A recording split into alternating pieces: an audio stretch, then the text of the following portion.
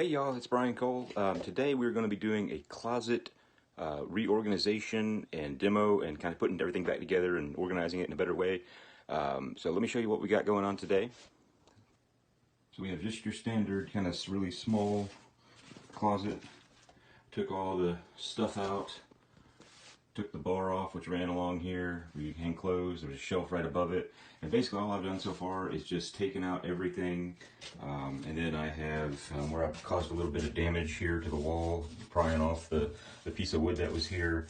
I've got some spackle, went ahead and spackled in the holes. Next up, I'm going to sand these smooth, and then we'll be ready for painting. We're getting ready to sand, and what I have here is I have 100 grit sandpaper, which is kind of an aggressive sandpaper, but I've got a lot of material to remove, and so I wanted something a little bit more aggressive. I'm going to get all these lines or some old caulk, as well as where I spackled. I may have to put a little more spackle on to make it smooth, but the goal is to get all this as smooth as possible so that we are ready to prime and paint. And basically, I'm not going to show you how to sand because it's just rubbing it on the wall, but we'll be back as soon as we get this done. Okay, so I've sanded everything smooth, and now it's time to check to see if there's any areas that need to be touched up. And I can see right here, I don't know if you can see on camera, but there's a low spot right here. There's one over here, and just a couple little areas that we're going to need just to touch up with some spackle. I bought this spackle at Walmart. It's great because it's pink, it goes on pink and it dries white, so you'll know when it's dry and you can sand it and paint it and everything. So I'm just going to take some of this spackle. You can see all my dust that I've been using here, so I've got some spackle on here. You don't want to use a ton, just spread it in those areas, scrape it as smooth as you possibly can, because the smoother you spread it now, the less sanding you have to do once it dries.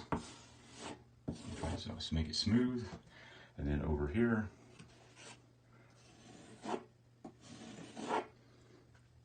that looks pretty good.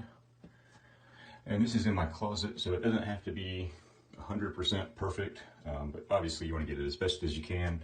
But if you got little tiny bumps here and there, nobody's going to notice it because it's going to be covered up with clothes and nobody's going to look in there. So, all right, and once this dries, we'll touch it up with some light sanding, and then I'll show you the next step.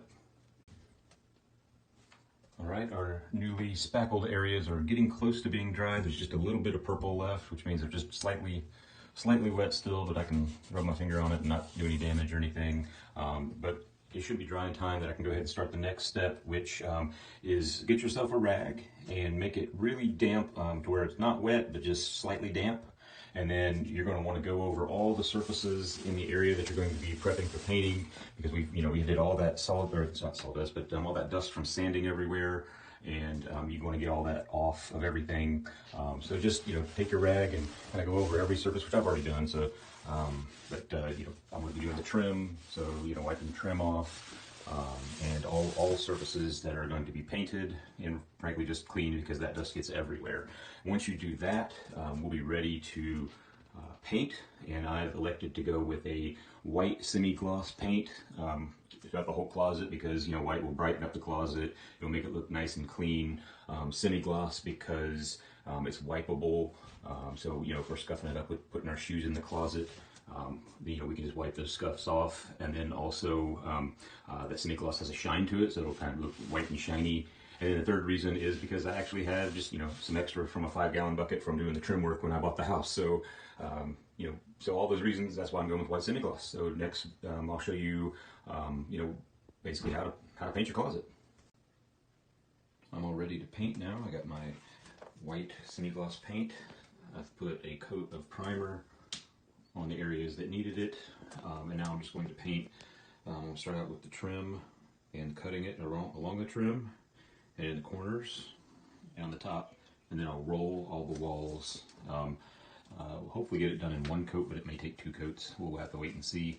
I'm not going to video me painting because I think y'all probably know how to do that, and I'll be back when it's done. Okay, I have the closet painted.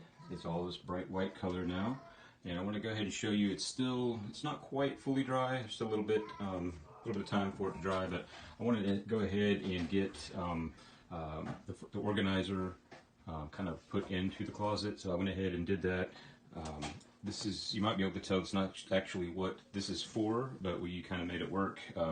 This is actually 3 different shelves that I attached together. You can see how there's this double shelf here. That's where the bottom of the first, or one of them is, and the top of the other one is. And what I did to attach these is I just drilled a hole into both of them at the same spot, and I put a wooden dowel in the middle, and then glued the seams, and so they are attached pretty securely. I mean, I wouldn't go climbing on it or anything, but for what we're using it for, that should be good. You know, save a little bit of money doing it that way, and I would highly recommend it because it turned out really well. And so now what I'm going to do is I'm going to go ahead and I'm going to reattach these wood pieces onto both ends. And what that's going to do is that's going to allow me to lay the shelf that came in the closet up really, really high up at the top here. And so that'll give me maybe about a foot of shelf space at the top of the closet to put some boxes and things like that, or small boxes, I'll say. And then once I do that, then we'll be ready to start hanging the clothes rods in the closet. Okay, I'm almost finished with the closet remodel. I have to retouch up some areas I damaged putting up the shelves, but I just basically hung the boards that existed already up there, and I just moved them up above. And then I attach these clothing rods. I've got a high one on the left side, a low one on the left side, and a high one on the right side. And I'm going to put a shoe caddy thing on the bottom, and then actually on the outside, we took off the accordion doors that came on the closet, and I repainted over where those went. And we're going to actually put a curtain rod above, and we're going to hang curtains in front of the closet. And I think that will look very nice, and that will complete our closet remodel. Thanks for watching. Okay, here is the finished closet. You can see we took down the accordion doors and added some curtains.